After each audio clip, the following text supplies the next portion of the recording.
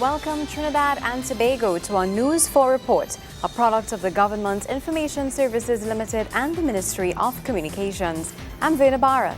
Let's take a look at the headlines.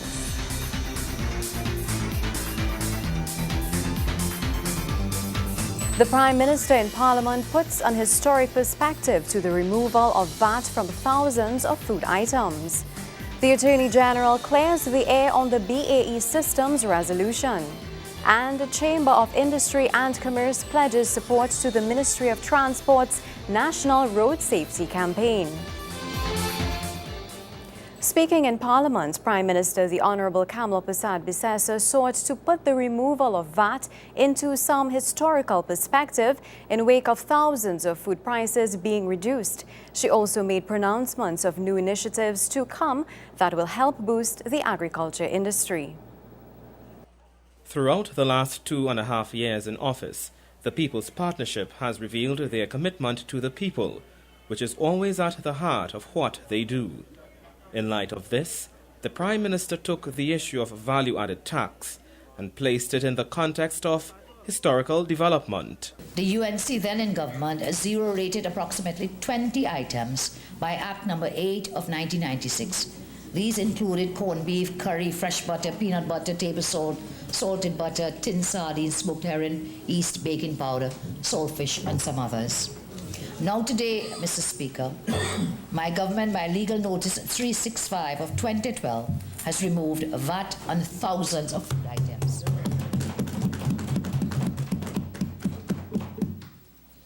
Our decision to remove VAT on an expanded list of items was a strategic decision in keeping with the focus of our government. Mrs. Persad-Bissessar says it represents a step in the reduction of food price inflation and improvement in the standard of living for all. She adds, it also adequately identifies with the 2012-2013 theme enunciated by the Honourable Minister of Finance, that of stimulating growth and generating prosperity. Mr. Speaker, it was a well thought out and strikingly executed program for the people of our twin island republic. There were extensive consultations amongst the multidisciplinary team, including representatives of the Supermarkets Association of Trinidad and Tobago, the Food Distributors Association, Trinidad and Tobago's Manufacturers Association, Trinidad and Tobago Chamber of Industry and Commerce, the Consumer Affairs Division, Ministry of Legal Affairs, Customs and Excise Division, the Board of Inland Revenue, the Chief Parliamentary Council of the Ministry of Finance and the Economy. The Prime Minister says, bearing in mind that there would be some queries during this transition phase, a hotline has been set up. The number is 625-VAT. That is 625-4828. It has been established to provide informed responses to any queries which may arise. And what they've done in the major supermarkets is to put up signs, the before and after price, so the consumer can see readily what would be paid prior to the zero rating and what they will now be paying. I was very impressed, and I want to thank all the supermarkets who have been cooperating in this regard. She says her government has implemented to advance local agriculture on a long-term basis. So in addition to incentives for planting more, producing more, we must also be able to pack and can for those times when we have gluts on the market, that we can have them in times of shortages. Mr. Speaker, we have also, within our initiatives, issued leases for 2-acre agricultural plots for the ex-Caroni workers. We have released more than 4,000 acres of agricultural lands for production. Joseph Lopez, News 4. The Prime Minister is promising to remove the CARICOM duties on food as part of the ongoing bid to reduce prices. The Prime Minister paid an impromptu visit to the Extra Foods supermarket in the Grand Bazaar on the Uriah Butler Highway to check the implementation of the non-VAT prices on selected food items. Mrs. Persad-Bissessar says the VAT removal was just one measure to help reduce food prices. She adds the other measures would include the same team she had set up that would oversee the removal of duty. However, she points out that would take a little longer. The duty removal is a matter which would affect CARICOM's common external tariff. We're looking down the road, things looking like rice and flour and sugar, which are matters already zero rated, but because of the duties on them could tend to impact heavily on the consumer. But those are longer-term measures. This was indeed a short-term measure, and I do believe it will make a difference. Mrs. Prasad Bisesa was accompanied by Legal Affairs Minister Prakash Ramada and Trade and Investment Minister Vasant Bharath. The three, with a big security contingent, caused quite a stir as shoppers stopped to take pictures of the Prime Minister with her basket of groceries. I'm very happy what they have done here because they've put the before and after. So you can immediately see the impact on your pocket. And indeed, you'll see it at the end with the bill. I want to compliment the supermarket for having done this and to encourage all the supermarkets, groceries to do a similar exercise. Mrs. Prasad Bisesa says the next step would be for the Ministry of Legal Affairs and the Price Council to keep monitoring so that this is not a one-shot today and by tomorrow the price have gone back up. Indeed, the Christmas products are all out in full force, but I was also very impressed to see the range of local products that will be impacted, that are manufactured here, packaged here, processed here, canned here. The Prime Minister says the greatest measure in bringing down food prices would be to increase the supply of local food in the country. Joseph Lopez, News 4. Meanwhile, at the nation's supermarkets, News 4 was able to interview some eager supermarket shoppers who came to see how the removal of the 15% value-added tax was affecting their grocery bills. News 4 spoke to some of the customers at the Extra Foods supermarket where the Prime Minister visited. When asked about how they felt about the removal of 15% VAT from food items, this was their response. I feel it's a good initiative because with the high food prices that presently exist, any assistance in reducing the food prices will help families in Trinidad and Tobago. Well, I haven't looked at all the prices as yet, but from what I'm seeing, once the prices are reduced, I'm very glad for that. I would have to maybe look at the previous bill and do a comparison because I've also been told that they raised prices just before they did the VAT reduction. So I'd have to do a comparison to give you a good answer. Not some of the items, but I figure they should be removing the VAT from all of the items. But I find things still expensive. I ain't seen any VAT removed from any of the items. It's a good initiative. However, it all depends on what the person who shops, what are their needs, and what type of items they buy. One of the good things about this exercise is that it allows people to have a better sense of what are the items who are zero rated, because we know that most of the people who shop in the supermarket don't know, couldn't tell you yesterday which items were zero rated or not. So now they've come to a new understanding of that. Now the basis on which that original list was made was that these were basic food items. And every so often, one or two things would come up. So for example, if yogurt came up before, it would have gone on there.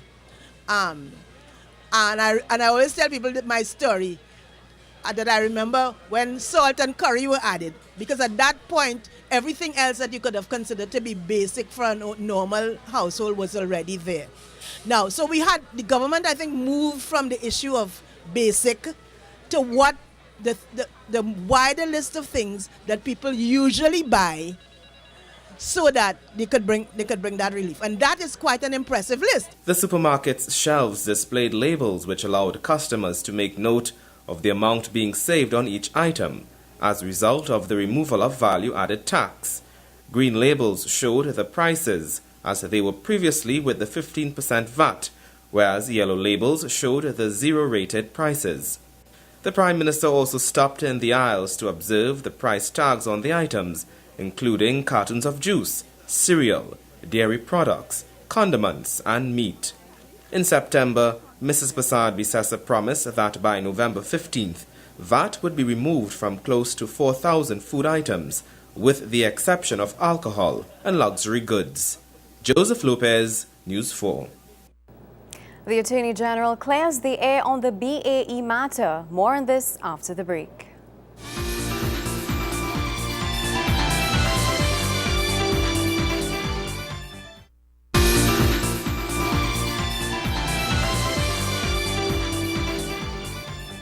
Attorney General Anandram Logan is refuting reports circulating in the international media that Trinidad and Tobago lost the legal dispute against British Aerospace Engineering over the delivery of 3 offshore patrol vessels. He says the report was erroneous and reiterates that Trinidad and Tobago will not have to pay BAE 1 red cent. Speaking at Thursday's post-cabinet news briefing, Senator Ram Logan took particular issue with a report written by Gordon Thompson in the Scottish newspaper, The Evening Times. The report in the Times claims BAE won the arbitration and Trinidad and Tobago had to pay the British company £130 million sterling. However, the Attorney General says this is false and insists the results of the arbitration had in fact gone in this country's favour. I wanted to clear the air, to set the record straight, and to make it abundantly clear. Trinidad and Tobago has emerged victorious in the legal dispute. The settlement was that Trinidad and Tobago has received close to 1.4, it's 1.32 I think, it's close to $1.4 billion. That is the settlement. Trinidad and Tobago was faced with a claim of over $600 million from BAE, and we have not had to pay 1 red cent to BAE. Those are the facts. In due course, I will be contacting the international media with a view to trying to set the record straight, but I think charity begins at home. BAE initiated arbitration proceedings after the People's Partnership government cancelled an order for 3 offshore patrol vessels, or OPVs, in September 2010. The government cancelled the order after the vessels were long overdue and additionally were found during testing to have not been done to correct specifications. In the wake of the report, the Attorney General urges local media to report the truth, as erroneous reports can negatively affect how this country is viewed in the international arena. The fact that this has been picked up on by the international press demonstrates the importance of the need to get things right when we put it on the front page, because it can have a damaging adverse effect on the country's international image. And international press and media looking on will assume the veracity of what is published, and then they will repeat it as fact for the international community, as has clearly happened here. Trinidad and Tobago respects the fact that we have reached a settlement, but Trinidad and Tobago equally will not idly stand by and tolerate the sullying of its image in a matter like this on the international scene. One can well understand the damage that this can do to the country's name, and if it is in fact based on what we report locally, which is a misrepresentation and based on inaccuracies, then we need to take a second look at that. Senator Ram Logan says there are no intentions to initiate any legal actions against the media locally or internationally on the erroneous report, as he believes in rights to freedom of press and expression. He says what has to happen, however, is that the media and government must meet halfway to ensure those freedoms are maintained, while integrity in journalism is also upheld so as to prevent the tarnishing of this country's international image. The media has, in the past, locked horns with almost every government in power. They are meant to be the watchdog over the government. We had the infamous Green Paper under the Pandey regime, and we've had other attempts in the past. What will have to happen is we have to meet in the middle to strike the right balance and find some form of equilibrium that would allow the protection and defense of the right to freedom of expression, whilst at the same time ensuring that there is some integrity and responsibility in the practice of journalism, so that harm does not come to the country on the international scene. Meanwhile, speaking in Parliament on the issue, the AG sought to clear the air on what he considers false statements made by the media. One in particular which insinuates that the government plans to have more secret plans with BAE boats. He strongly condemns the allegations. Mr. Speaker, the government took a very strong position in this matter. We were prepared to stand up for the rights of the people of this country, and we were prepared to stand up against one of the largest military defense suppliers and providers in the world. For so doing, there was a lot of criticism and a lot of ridicule from many quarters. There were the usual doom and gloom predictions, but the government stood its ground. And today, Mr. Speaker, we have seen that the government has emerged victorious in this matter. Permit me to clear the air, Mr. Speaker, to say that the government did not terminate the agreement without competent legal and technical advice regarding the state of these vessels. Gregory McBurney, News 4. Sport is up next after the break.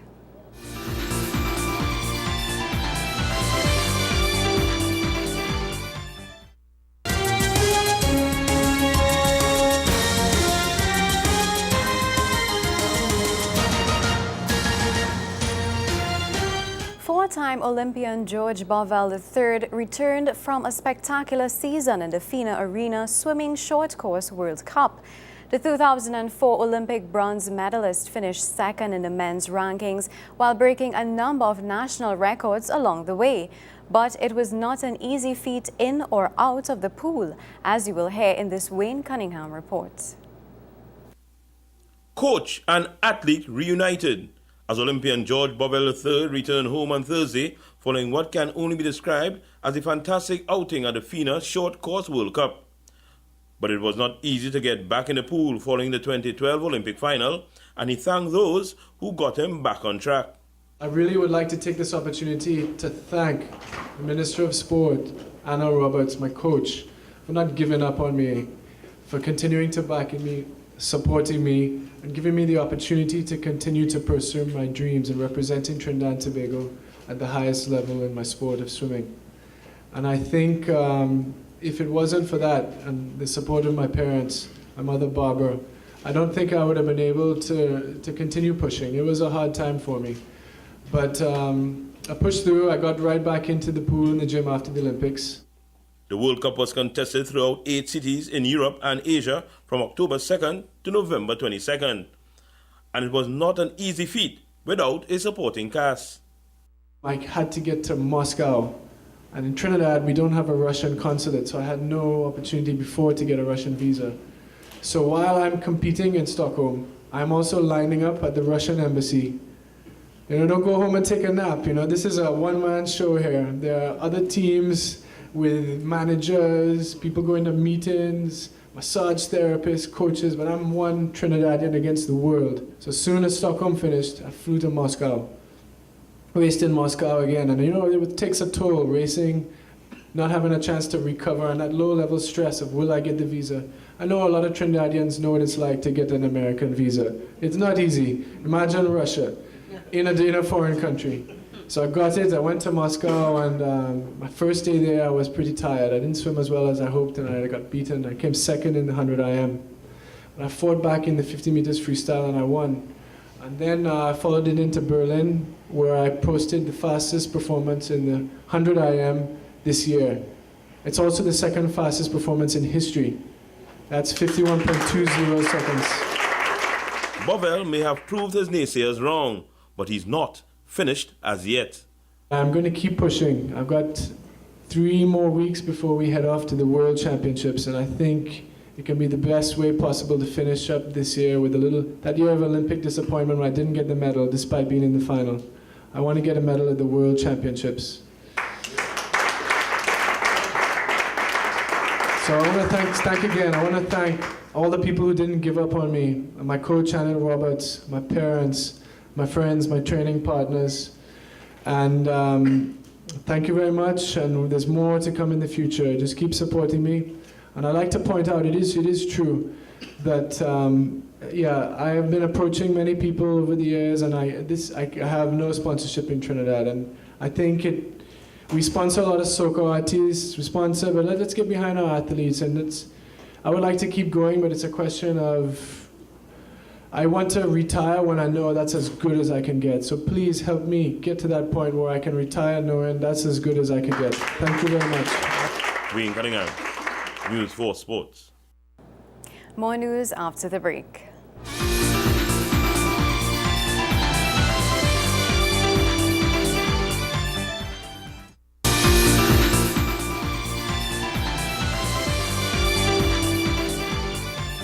Welcome back. President of the Trinidad and Tobago Chamber of Industry and Commerce, Andrew Sabga, is pledging support to the Ministry of Transport in its drive to promote safe practices on the nation's roads. Mr. Sabga is, however, suggesting that there be sterner consequences for persons caught drinking and driving. The penalties for drinking and driving should not just be a little slap on the wrist of $5,000. You should, like in the States, and the reason why people don't drink and drive as much, or it's more seriously looked at in countries like that, is because there are consequences to being caught. You're caught once, you're required to go to traffic school. You're caught twice, you lose your license for 6 months. Chamber of Industry and Commerce President Andrew Sabga addressing the many stakeholders gathered at the Ministry of Transport's Road Safety Campaign meeting at the Hyatt Regency. Meanwhile, President of the Road Safety Advocate Group Arrive Alive, Sharon Inglefield, is commending the efforts of the Ministry of Transport in its drive to reduce the carnage on the nation's roads, educating persons on safe driving habits, encouraging party organizers to have sober zones outside parties and clubs, and having more trained technicians in the use of the breathalyzer. These are some of the key initiatives which Ms. Inglefield says are crucial in the fight against dangerous practices on the roads. We really need to have the enforcement coupled with the education. As you know, Minister, a lot of Trinidadians and Tobagonians don't know about buckling up in your back seat, which is why we've had the injury of the CJ, which is why we have children still being ejected from cars. Backseat legislation is very important. Outside clubs, as you know, in North America and in the UK, outside clubs, outside fetes, you're educating out there with volunteers, because I would love to be able to do it from an Arrive Alive point of view, but we can't do it on our own. We need to get out there before Christmas and Carnival and be outside all the clubs, be outside the fetes with sober zones, educating our children. Justice Minister Senator Chrislyn Moore is assuring that the message of deterrence from dangerous driving habits will be brought across to the public quite clearly. She says her ministry will be working alongside the various stakeholders, including the Ministry of Transport, to encourage citizens to abide by the road safety laws. Acting Superintendent Raj Kumar of the Traffic Branch and Highway Patrol is also pledging support to the cause. Permanent Secretary in the Ministry of Transport, Verna Johnson, made the call to the Trinidad and Tobago Police Service to play its part in ensuring that persons stand the consequences of disregarding the traffic laws. Transport Minister Chandrish Sharma highlighted the overall aim of the road safety campaign, which his ministry has been religiously advocating. In Trinidad and Tobago, we have approximately 36,000 motor vehicle accidents, which means that we have an accident every 17 minutes in Trinidad and Tobago. We have in excess of 200 road deaths for the last few years. We have to reduce that. It means that we would, if we achieve it by public education, this is the first instance, that every school child becomes aware of what is intended. Every driver becomes aware. Every player, we are going to the trade unions, we're going to the teachers union, we're going to the banks, we're going to the hospitals, we're going to those in private sector. We engage in the NGOs, the CBOs, the faith-based organizations. This requires all of us. And that's a wrap for News 4 Report, a product of the Government Information Services Limited and the Ministry of Communications. I'm Verna Barra, thanking you so much for joining us.